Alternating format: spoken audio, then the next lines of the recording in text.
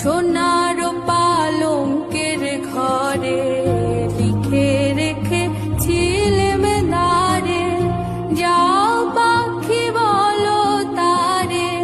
সে যেন ভোলে